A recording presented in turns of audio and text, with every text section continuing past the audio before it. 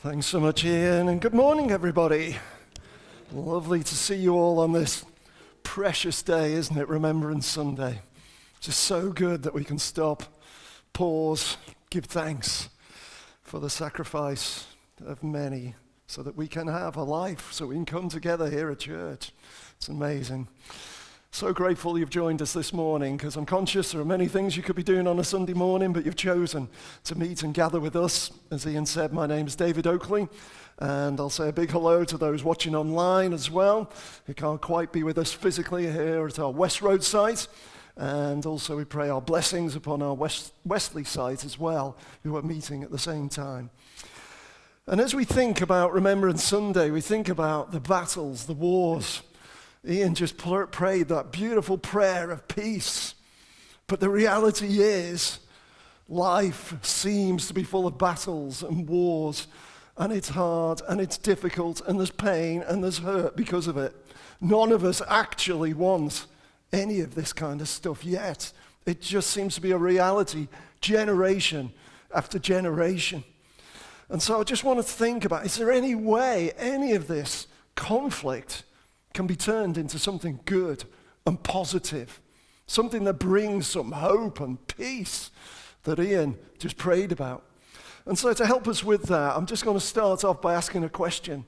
What are the battles that are going on in your life? What are the conflicts you see within your life?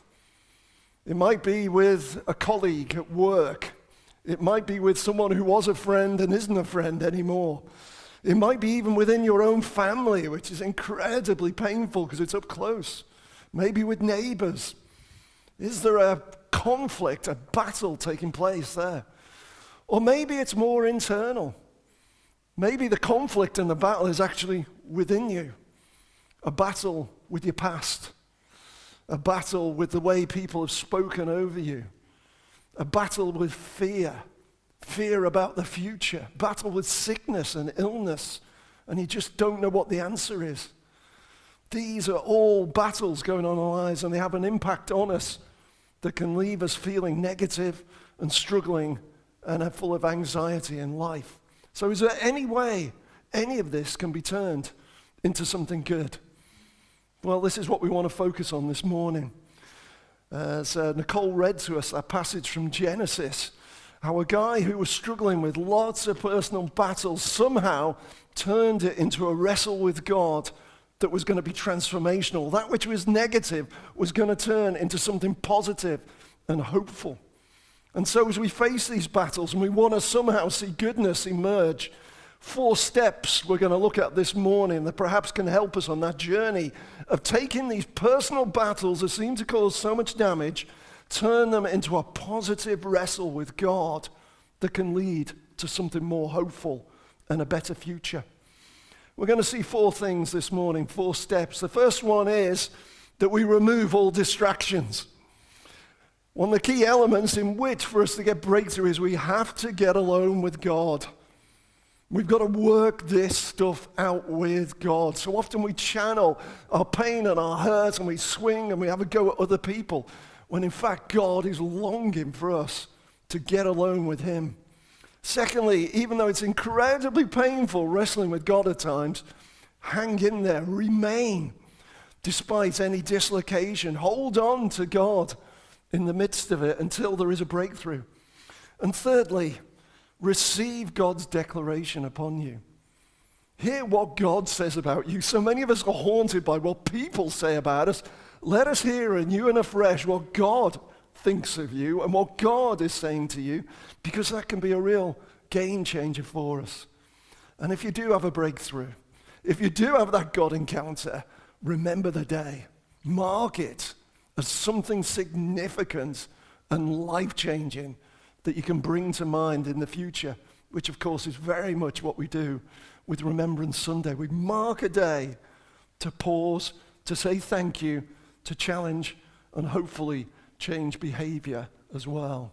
So let's jump into the book of Genesis, first book of the Bible, the book of origins, the book of beginnings.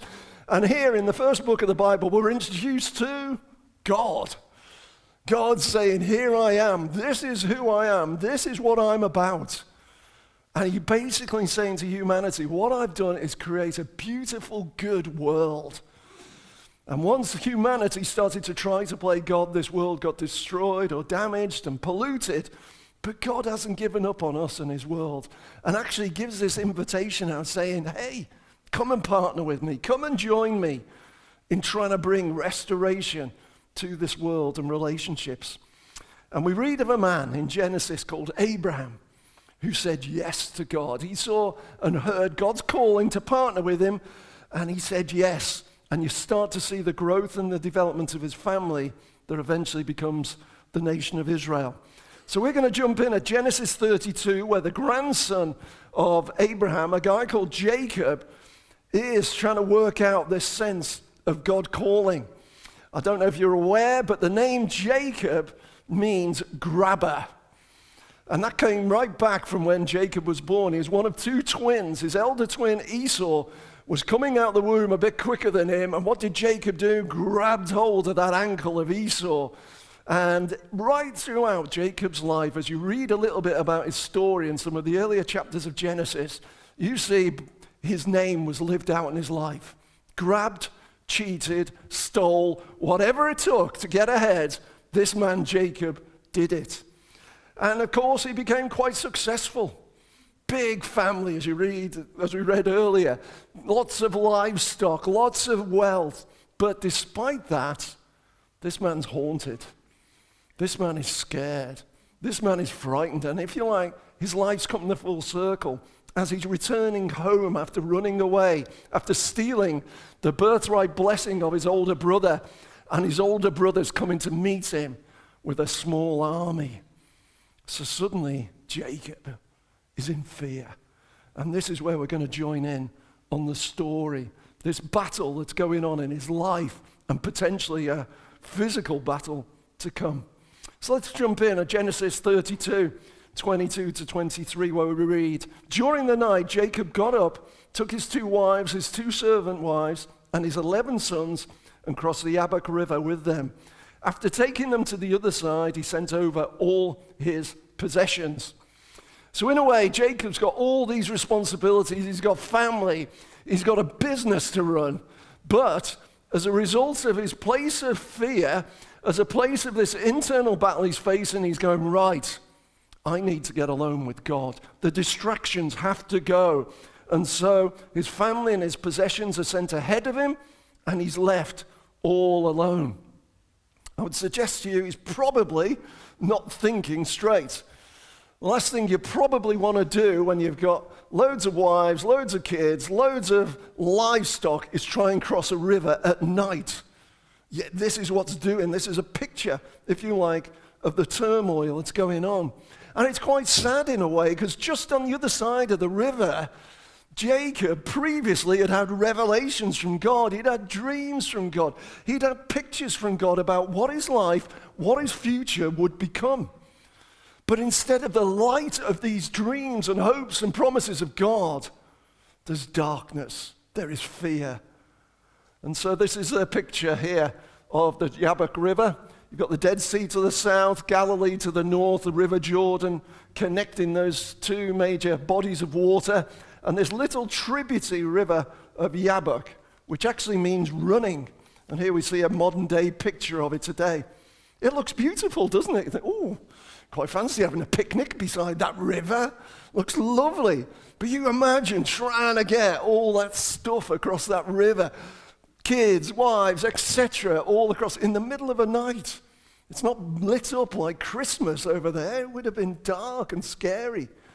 But nevertheless, a place of beauty. So this is what's going on in Jacob's life. God had revealed a hopeful, positive, productive future to Jacob decades before. And now he's re-entering the land of promise. And it's almost like God saying, okay, Jacob, we still need to do some work with you. And in order to do that, you better get alone with me. And so we read in verse 24, Jacob was left all alone in the camp, and a man came and wrestled with him until dawn began to break. This is a bit of a mysterious story. It's a bit weird. Some random guy appears from nowhere and starts to do a bit of wrestling. Now, confession time. I once had a guilty pleasure, and it was called WWE wrestling. Forgive me, please pray for me. Hopefully it's all been exercised out of me. But it was while we were in America, so I'm sorry, I'm blaming the Americans. I grew up with my dad watching wrestling in England. Back in the 70s and 80s, it was Big Daddy, Giant Haystacks, and it was what it was. But of course, the Americans do it bigger and better. And I succumbed to the temptation, watching The Undertaker and all these massive guys. And to be honest, we did go one evening to watch it, and it was a great night's entertainment, but I'll stop the confession there. Please, get all that kind of idea of wrestling out. It's not standing on ropes and throwing people miles. This is more your Olympic, Greek, Roman style wrestling, where there's real locking in there and hanging onto each other. This is what's taking place. A real physical wrestle, but actually was a picture of a spiritual wrestle that God and Jacob were having. Jacob, all of his life, wrestling with God, that chip on his shoulder. I just wasn't born early enough. My brother got everything. Everybody else seems to get everything, so I'm going to grab it. I'm going to get it. I can't get enough mentality. And suddenly now it's all coming back to facing him. I don't know. Can you identify with this? Has there been a time in your life when your past has caught up with your present and left a sense of fear, left a sense of, where am I going to turn? And this is where God's there saying, hey, I'm here. I'm ready to do business with you, to deal with those fears, to deal with those battles, to deal with those struggles, to deal with that thing within you that needs addressing. But seriously, you've got to get alone with God. You can't do it with the noise and the distractions. Get alone with God.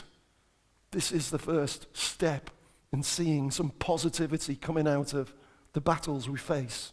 Secondly, we see the importance of remaining and staying connected despite dislocation. Verse 25, when the man saw that he would not win the match, he touched Jacob's hip and wrenched it out of its socket. So you've got this picture of a stalemate here. They're locked together. And it's mysterious and it's mad. And to be honest, I don't really understand it, because it looks like nothing is happening here. Nobody's winning. And yet, one little touch from this mystery assailant, and suddenly Jacob's hip is ripped out of its socket.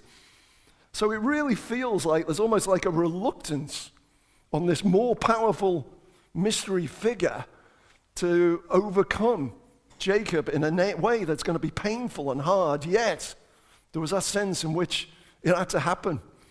I remember when I was a little boy, I used to love wrestling with my dad.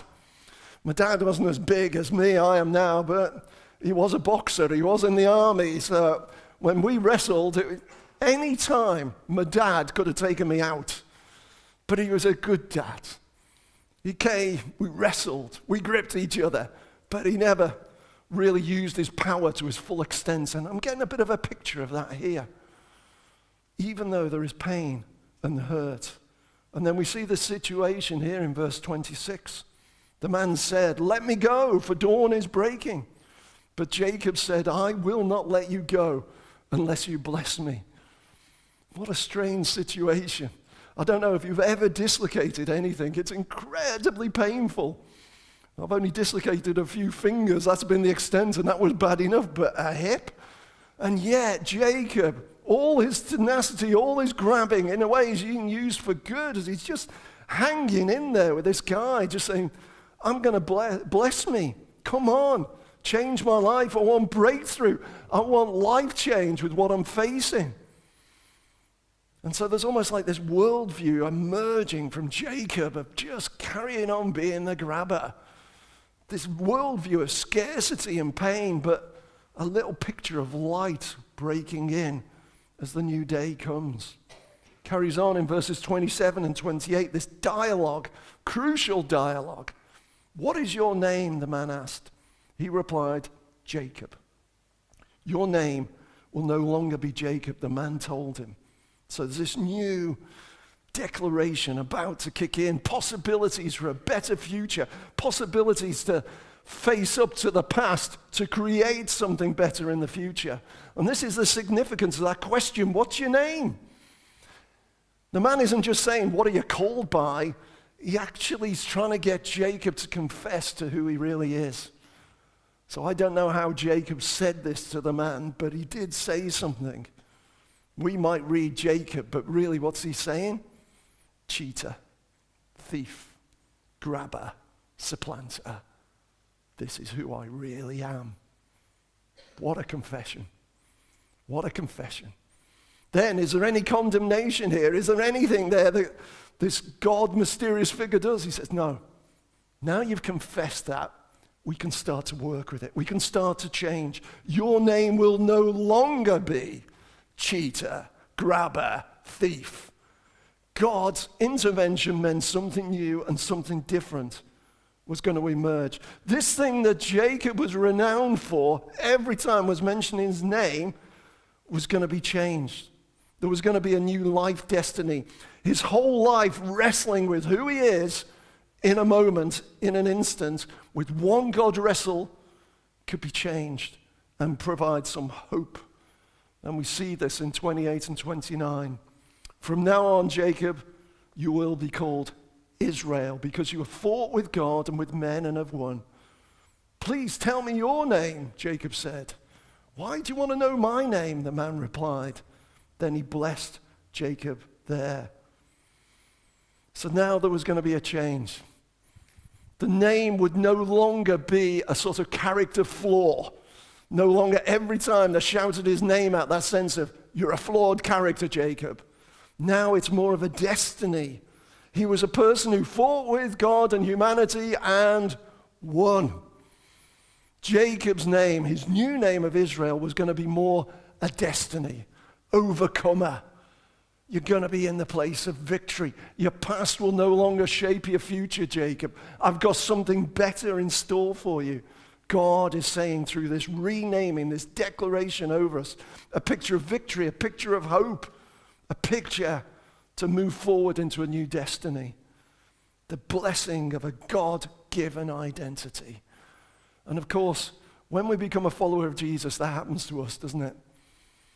So often we come to Jesus failed, flawed, damaged, hurting people, doing this wrong, done that wrong, guilt, shame. And Jesus says, thanks for sharing that with me. Now let me tell you who you really are. You're my child. You're my daughter. You're my son. You belong in my family. There's going to be life. There's going to be lights. There's going to be victory. You've got a future in heaven. This is the transformation when you start to wrestle with God. When you're open and honest with God, God steps in and declares something new and better upon your life. And this is what we've got to embrace. Sometimes we live in the past. Sometimes we hang on to the Jacob name rather than the Israel name, and it spoils our life. And of course, we've had to wrestle with that a little bit, even as a church. You know, we haven't always been called Bridge Community Church. We were once West Road Chapel, then West Road Church, then where we are now. But there's a sense of this new identity. This is who God is declaring who you are. So as we think about Bridge Community Church, God is speaking upon us. I want you to represent me to that community. And I want you to be a bridge to bring this community to me so they can enjoy all the benefits of Jesus. This new identity that's placed upon us. Will we embrace it? Personally, corporately, or we still live in a little bit in the past? God's declaration. Grasp it. The final part. Let's remember our encounter with God. Let's remember the day. Verse 30. Jacob named the place Peniel, which means face of God, for he said, I have seen God face to face, yet my life has been spared. The sun was rising as Jacob left Peniel, and he was limping because of the injury to his hip. So this mysterious character who Jacob wrestled with starts to emerge. Jacob realized, I wasn't just wrestling with a man, it seems to have been a form of God. And he's there saying, wow, if I'd seen him face to face, he could have killed me. So from this context, there's this picture of salvation, rescue, being spared, if you like. He wrestled with God, yet lived. And Jacob is so grateful. He names a whole town after it and says, this day, this encounter will be remembered. There is a mark of a new era, if you like. And this is why I think Remembrance Sunday is so powerful. We remember the day because it speaks of a new era. The era of war and battle for our country has gone. There is peace. There is possibility we can live in. But we can't forget that battle cost. And in a way, we see this with Jacob as he's limping along. There was a cost. There was pain. And in a way, I think a little bit more humility now. If you think about that hip socket there, it's probably a position of strength within your body, a location of strength. You think of your thigh muscle and that sense of that central part of your body, that power, that was now damaged. And so this human power, if you like, had to suddenly be subject to God. A new humility. I'm not going to function in my strength, but in God's strength, God's identity to me. So this was incredibly significant. The limping, the cost, spoke of a new era and a new future. And it seems it didn't just stay with Jacob, but he left a legacy for the people to come. Even today, the people of Israel don't eat the tendon near the hip socket because of what happened. That night, when the man strained the tendon of Jacob's hip, there was a legacy for the nation of Israel. They were going to face battles. They were going to face difficulties, yet they also come under this overcoming, victorious hope that Jacob experienced then. So, conclusion. What's God saying to you today, this Remembrance Sunday? The reality of life is there are wars, there are battles, and there are conflicts. What are we going to do with them? Some of them are corporate, national, international. Some of them are up close and personal. What are we going to do with them? Are we going to choose to take them to God? Are we going to choose a side and say, my side, my way is going to be, I'm going to channel it to God. I'm going to spend less time swinging out, lashing out, and going at other people. I'm taking it to God so there's something better can emerge, a God destiny. So today, let's do business with God. Let's remember this moment. Let's remember a sense of encounter with God. Let's embrace our new identity in Jesus. Let's be more Israel, less Jacob.